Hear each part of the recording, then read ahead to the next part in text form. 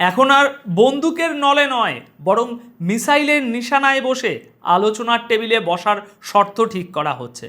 এমন এক হুমকি দেওয়া হয়েছে যেখানে খোলাখুলি বলা হচ্ছে আপনাদের আলোচনার টেবিলে আসতেই হবে, নইলে আমরা পুরো ইরানকে শেষ করে দেব। এত পরিমাণ মিসাইল ছোড়া হবে যে একটাও পাওয়ার প্ল্যান্ট বাঁচবে না, কোনো ইনফ্রাস্ট্রাকচার বা পরিকাঠামো থাকবে না, কোনো ব্রিজ, কোনো রেল লাইন, কিচ্ছু অবশিষ্ট থাকবে না। আমাদের সাথে কথা বলতে আলোচনার টেবিলে চলে আসুন এবং আপনাদের নিউক্লিয়ার এনরিচমেন্ট বা পরমাণু কর্মসূচি আমাদের হাতে তুলে দিন, বাকিটা আমরা বুঝে নেব, কিন্তু আপনাদের আসতেই হবে।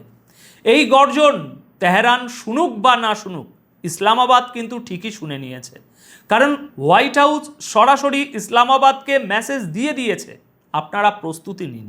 আর এই প্রস্তুতির মানে হলো আজ থেকে স্কুল কলেজ সব বন্ধ, কলেজের পড়াও অনলাইনে হবে। ইসলামাবাদ এবং রাওয়ালপিন্ডির সমস্ত শিক্ষা প্রতিষ্ঠান, দোকানপাট সব কিছু বন্ধ করে দেয়া হয়েছে। যে হোটেলে এই আলোচনা হওয়ার কথা সেখান থেকে সাধারণ মানুষদের বের করে দেয়া হয়েছে এবং নতুন করে কাউকে থাকার অনুমতি দেওয়া হচ্ছে না।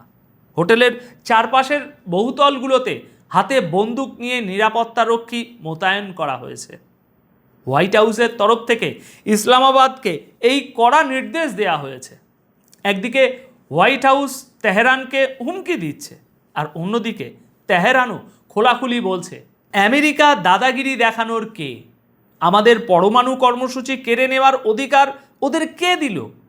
এই নিউক্লিয়ার এনরিচমেন্ট আমাদের জাতীয় সম্পদ, আর আপনারা যদি ভাবেন আমাদেরকে যুদ্ধে ভয় পাওয়াবেন তাহলে শুনে রাখুন, আমরা আমাদের প্রাণ দিতে প্রস্তুত, আমরা শহীদ হতে রাজি, সব কিছু বিসর্জন দিতেও প্রস্তুত, তাই অবাক হবেন না।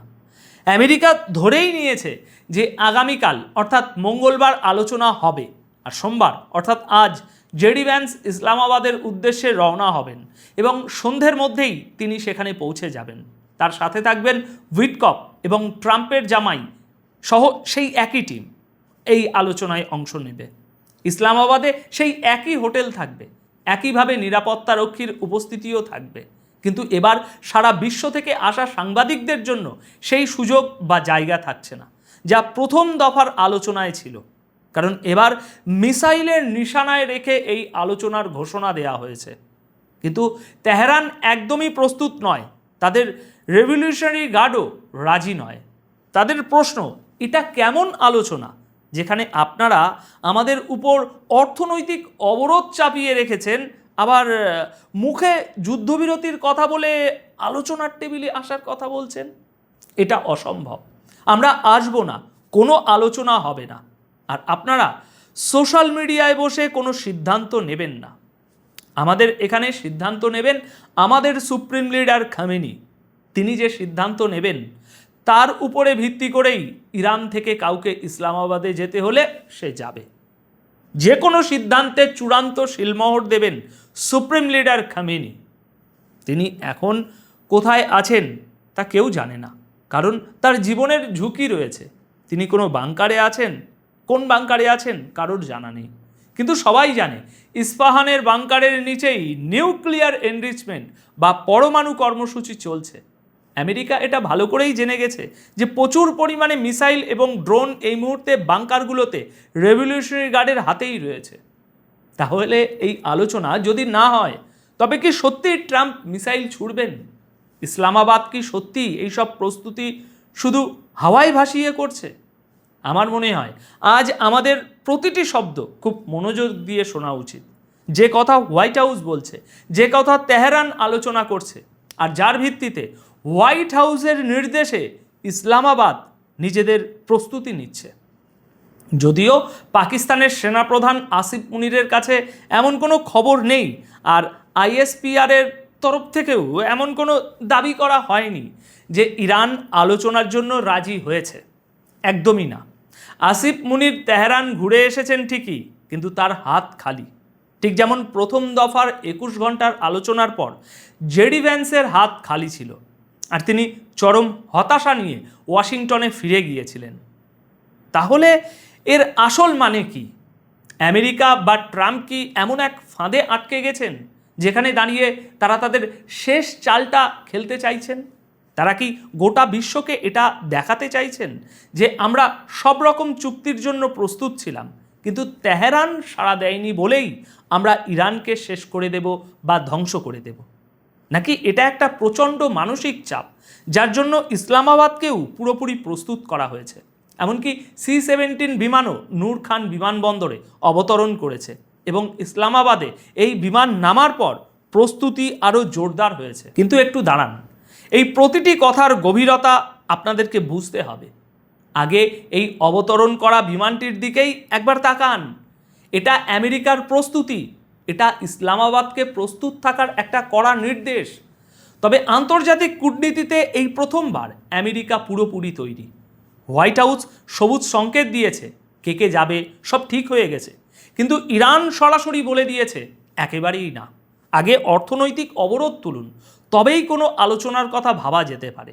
আর পরমাণু কর্মসূচির কথা যদি বলেন, তবে স্বপ্নেও ভাববেন না যে আপনারা ওই দিকে এক পাও এগোতে পারবেন। কিন্তু এই মুহূর্তে সবচেয়ে বড় প্রশ্ন হলো, ইসলামাবাদে আসলে চলছেটা কি? এবং সেখানে যাই হচ্ছে তাতে ইসলামাবাদের নিজস্ব কোনো হাত নেই, কোনো নিয়ন্ত্রণ নেই। সবটাই সরাসরি হোয়াইট হাউসের নির্দেশ। আর আমেরিকার প্রেসিডেন্ট এটা রীতিমতো সোশ্যাল মিডিয়ায় লিখেছেন, ইন্টারভিউ দিয়েছেন, দুটি জায়গায় সাংবাদিকদের সাথে কথা বলেছেন এবং তিনি যা বলেছেন তার অর্থ একদম পরিষ্কার। মিসাইলের নিশানায় রেখে আলোচনা, আর যদি চুক্তি মানা না হয় তবে প্রতিটা পাওয়ার প্ল্যান্ট, প্রতিটা ব্রিজ আমরা উড়িয়ে দেব। তিনি ফক্স নিউজে গিয়ে খোলাখুলি বলেছেন, ওবামার মতো ভুল আমি করব না, আমি কোনো আপোষ করব না, আমাদের নিউক্লিয়ার এনরিচমেন্ট আটকাতেই হবে, তাতে যাই হয়ে যাক। এইসব কথার পর ইরানের তরফ থেকেও কড়া জবাব এসেছে। ইরানের প্রেসিডেন্ট মাসুদ পেজিশিয়ান খোলাখুলি বলে দিয়েছেন, ট্রাম্প বলছেন ইরান নাকি নিজের পরমাণু অধিকার ব্যবহার করতে পারবে না, কিন্তু উনি এটা বলছেন না যে কোন অপরাধে, উনি কে আমাদের আটকানোর? কোনো দেশকে তার নিজস্ব অধিকার থেকে বঞ্চিত করার উনি কে? আমরা তো কোনো যুদ্ধ করছি না, আমরা আত্মরক্ষা করছি।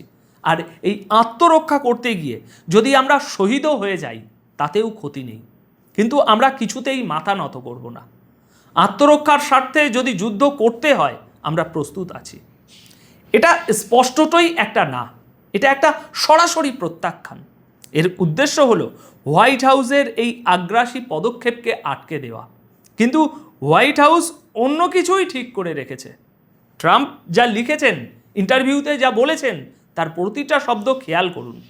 তিনি বলেছেন, আমার প্রতিনিধিরা পাকিস্তানের রাজধানী ইসলামাবাদে যাচ্ছে, তারা আজ সন্ধ্যার মধ্যে আলোচনার জন্য সেখানে পৌঁছে যাবে। আমরা খুব সঠিক এবং যুক্তিসঙ্গত একটি চুক্তির প্রস্তাব দিচ্ছি। আমার আশা তারা এটা মেনে নেবে, কারণ তারা যদি এটা না মানে তাহলে আমেরিকা ইরানের প্রতিটি পাওয়ার প্ল্যান্ট এবং প্রতিটি ব্রিজ ধ্বংস করে দেবে।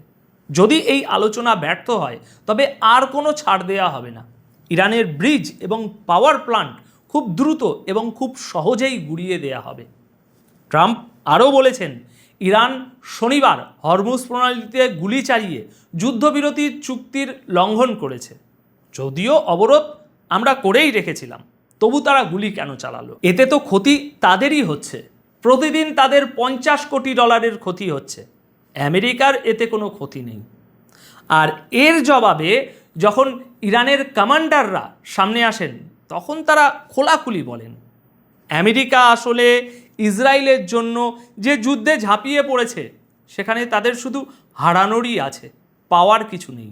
কারণ আমরা তাদের কিছুই পেতে দেব না। আমরা জানি আমাদের ক্ষতি হচ্ছে, কিন্তু এখন এই যুদ্ধের পরবর্তী পরিস্থিতি কোনোভাবেই 3টে জিনিস মেনে নেওয়ার অনুমতি দেয় না। প্রথমত, আমাদের উপর যে নিষেধাজ্ঞা বা স্যাংশন চাপানো আছে তা যে কোনো মূল্যে শেষ করতে হবে। অর্থাৎ এই যুদ্ধ তখনই থামানো হবে যখন স্যাংশন তুলে নেওয়া হবে, কারণ বছরের পর বছর ধরে আমরা এই স্যাংশন দেখে আসছি। দ্বিতীয়ত, যুদ্ধের পরিস্থিতিতে গত 4-5 দশক ধরে ইসরায়েল এবং আমেরিকার যে মানসিকতা রয়েছে, আপনাদের সেই দৃষ্টিভঙ্গি বদলাতে হবে। আপনারা যুদ্ধের হুমকি দিয়ে আন্তর্জাতিক স্তরে ইরানকে একঘরে করে রেখেছেন, কিন্তু এখন যখন যুদ্ধ শুরু হয়েছে তখন যুদ্ধই হবে। চুক্তির টেবিলে বসার আগে আপনাদের গ্যারেন্টি দিতে হবে। এখন আর শুধু সাময়িক যুদ্ধবিরতি নয়, বরং ভবিষ্যতে আর কখনোই যুদ্ধ হবে না, সেই পার্মানেন্ট গ্যারেন্টি আপনাদের দিতে হবে। আর আপনারা যে হরমুজ প্রণালীর কথা বলছেন যে আমরা সেখানে গোলাগুলি কেন করছি, তাহলে একটা কথা জেনে রাখুন, আমরা আমাদের সুপ্রিম লিডার খামেনি নই। তিনি সব ঠিক করবেন যে আমাদের কোন পথে এগোতে হবে। যেখানে আমাদের টোল বা মাসুল নেওয়ার অধিকার আছে, আর সেখানে আমরা সেটা করবই, আমরা নেবই। আর এই জন্যই আমরা সেই সব দেশকে টার্গেট করছি যারা ভাবছে যে হোয়াইট হাউসের নির্দেশেই সব চলে। ওরা ভাবছে ওদের নৌবাহিনীর উপস্থিতি আর অবরোধ দিয়ে সব নিয়ন্ত্রণ করবে, কিন্তু ওদের দাদাগিরি একেবারেই চলবে না। এই বার্তা আইআরজিসির মুখপাত্রের তরফ থেকে এসেছিল। একজন কমান্ডারের অবস্থান থেকে খোলাখুলি গোটা দুনিয়ার সামনে রাখা হয়েছে। শহীদ হওয়ার জন্য, প্রাণ বিসর্জন দেওয়ার জন্য এখন ইরানের মন্ত্রিসভা পর্যন্ত তৈরি হয়ে বসে আছে। যে মন্ত্রিসভা কাল পর্যন্ত সরকার চালাতো, এই মুহূর্তে পুরোপুরি আইআরজিসির নির্দেশ মেনেই সে দেশের সমস্ত রাজনৈতিক পরিস্থিতি চলছে। এই বার্তাটা মোটেও ছোটোখাটো বিষয় নয়। আগামীকালের মধ্যে 3টি বড় ঘটনা ঘটতেই হবে, আর যদি তা না ঘটে তাহলে পরশুর পরের পরিস্থিতিতে দুটো ব্যাপার হতে পারে। হয় এটা ধরে নেওয়া হবে যে আমেরিকার প্রেসিডেন্ট ট্রাম্প যে পরিস্থিতি তৈরি করেছেন তা স্রেফ বিশ্ববাজার এবং শেয়ার বাজারকে প্রভাবিত করার জন্য, কারণ তিনি শুক্রবার যা বলেছিলেন তাতে শেয়ার বাজার উপরে উঠেছিল, আর এখন যা বললেন তাতে কাল হয়তো শেয়ার বাজার নিচে নেমে যাবে, কারণ ইরান সম্মতি দেয়নি। পাকিস্তান তৈরি আছে, হোয়াইট হাউস তাদের লোক পাঠাচ্ছে। এটা এমন একটা পরিস্থিতি যেখানে প্রথমবার এই প্রশ্নটাও উঠছে যে বাকি দুনিয়া যারা নিজেদের মতো করে চেষ্টা করছে তারা এখন কি করবে। ইউরোপের দেশগুলো এখন ইরানের সাথেও বৈঠক করছে। তারা পারস্পরিক সম্মতির মাধ্যমে ইরানকে একটা প্রস্তাব দিতে প্রস্তুত। জাপান, অস্ট্রেলিয়া, নিউজিল্যান্ডের মতো দেশগুলোও এই পরিস্থিতিতে জ্বালানি বা এনার্জি নিয়ে নতুন রাস্তা খুঁজছে। কিন্তু আমেরিকা মিসাইলের ভয় দেখিয়ে এই আলোচনাটা ইসলামাবাদে কার্যকর করতে চাইছে। দেখুন দর্শক, এই মুহূর্তে সবচেয়ে বড় 4টি প্রশ্ন আমাদের সামনে এসে দাঁড়িয়েছে। প্রথম প্রশ্ন, ডেডলাইন বা সময়সীমা শেষ হলে কি সত্যি সত্যি হামলা হবে? ডেডলাইন শেষ হলে কি নতুন কোনো সিজফায়ার শুরু হবে? যদি ডেডলাইন পেরিয়ে যায় তাহলে কোন দেশ জয়ের আনন্দে মাতবে, আর কোন দেশ নিজেকে সরাসরি যুদ্ধে ঝাঁপিয়ে পড়তে দেখবে? দ্বিতীয় প্রশ্ন, এটা হলো ইরানকে নিয়ে, যে এখনো পর্যন্ত সোজা না বলে এসেছে। তারা বলছে আমরা ইসলামাবাদ যাব না, কোনো আলোচনা হবে না, আপনাদের কাছে কোনো সুস্পষ্ট কাঠামো নেই, আপনারা শুধু আপনাদের শর্তগুলো আমাদের উপরে চাপিয়ে দিতে চাইছেন, আমরা কোনো শর্ত মানব না। এই 4টি শর্ত নিয়েই পাকিস্তানের সেনাপ্রধান আসিফ মুনিরের হাত একেবারেই খালি। তিনি আলোচনার জন্য তেহরানে গিয়েছিলেন, আর সেখান থেকে ফেরার পর পাকিস্তান থেকে শুধু একটা লাইনেরই বিবৃতি এসেছে, আঞ্চলিক শান্তি বজায় থাকুক। আর এই শান্তির জন্য পাকিস্তানের মধ্যস্থতার ভূমিকা যেন গোটা বিশ্বের সামনে ফুটে ওঠে। সেনাপ্রধান আসিফ মুনির ঠিক এই চেষ্টাই করেছেন। অর্থাৎ ইরান যদি তাদের অবস্থানে একদম অনড় থাকে তাহলে এরপর রাস্তা কোন দিকে যাবে? তৃতীয় প্রশ্ন, এই প্রশ্ন খোদ মধ্যস্থতাকারী দেশ অর্থাৎ পাকিস্তানকে নিয়ে, কারণ এই মুহূর্তে পাকিস্তানের গোটা কূটনীতি এবং রণনীতি পুরোপুরি হোয়াইট হাউসের ইশারায় চলছে। তো আমেরিকা আর পাকিস্তানের এই যে বন্ধুত্ব, আগামী 2 দিনের মধ্যে এরও একটা বড় পরীক্ষা হতে চলেছে। আর চতুর্থ ও শেষ প্রশ্নটা সত্যিই ভয় ধরানো, কারণ এই পরিস্থিতিতে বারবার একটা প্রশ্নই ঘুরে ফিরে আসছে। ইরানের কাছে যদি 60% এনরিচ ইউরেনিয়াম থাকে, জানিয়ে ট্রাম্প বারবার বলছেন যে এটা আমাদের যে কোনো মূল্যে চাইই চাই, আর ইরানও পাল্টা বলছে যে আমাদের পরমাণু অধিকার কেড়ে নেওয়ার ট্রাম্পকে। যখন এই ধরনের কথা চলছে তখন নতুন প্রশ্ন এটাই যে আমেরিকা কি সত্যি সত্যি ইরানকে ধ্বংস করতে ময়দানে নামবে? আর এসবের মাঝেই নিজেদের অস্ত্রের ট্রিগারে আঙুল রেখে দিয়েছে তেল আবিবে বসে ইসরায়েল। তাদের সেনাদল IDF অন্যদিকে তেহরান বা ইরানের ভিতরে আইআরজিসিও ট্রিগারে আঙুল রেখে বসে আছে। এই পরিস্থিতি এমন একটা দিকে চলে না যায় জানিয়ে আমেরিকার গুপ্তচর সংস্থাগুলোও চরম অস্থিরতায় ভুগছে। তারা ভাবছে যার কাছে 60% নিউক্লিয়ার এনরিচমেন্ট আছে, আর যখন তার দেশকেই শেষ করে দেওয়ার হুমকি দেওয়া হচ্ছে, তখন সেই দেশ কোন দিকে কিভাবে এগোবে তা কেউ জানে না। আর সম্ভবত এই প্রশ্নের উত্তর হোয়াইট হাউসের কাছেও নেই, পেন্টাগনের কাছেও নেই। ঠিক একই সমস্যায় হয়তো সিআইএও ভুগছে। ইসরায়েলি গুপ্তচর সংস্থা মোসাদও তাদের ব্লুপ্রিন্টে কখনো নিশ্চিত করে জানতে পারেনি যে ইরানের কাছে আদেও পরমাণু অস্ত্র আছে কি নেই। এর উপর চীন আর রাশিয়ার থেকে ইরান যে সাহায্য পাচ্ছে, সেটা স্যাটেলাইটের মাধ্যমে দেওয়া গুপ্তচর তথ্যই হোক বা রাসায়নিক ও বারুদ লাগাতার তেহরানে পৌঁছানো হোক, এরপর তাদের আসল শক্তি যে ঠিক কতটা, সেটা এই সিজফায়ারের পর কেউ আন্দাজও করতে পারছে না। আর এই জন্যই আমেরিকান রিপোর্টও বলছে যে ইসলামাবাদের এই প্রস্তুতি আমেরিকার সবচেয়ে বড় চাল। এমন একটা সময়ে যখন গোটা দুনিয়া ধরে নিয়েছে যে ইরান কিছুতেই মাথা নত করবে না, তখন আমেরিকা তাদের মাথা নত করাতে যে কোন পর্যায়ে চলে যাওয়ার মতো অবস্থায় আসতে পারে, সেটাই আজকের সবচেয়ে বড় প্রশ্ন এবং ভাবার বিষয়।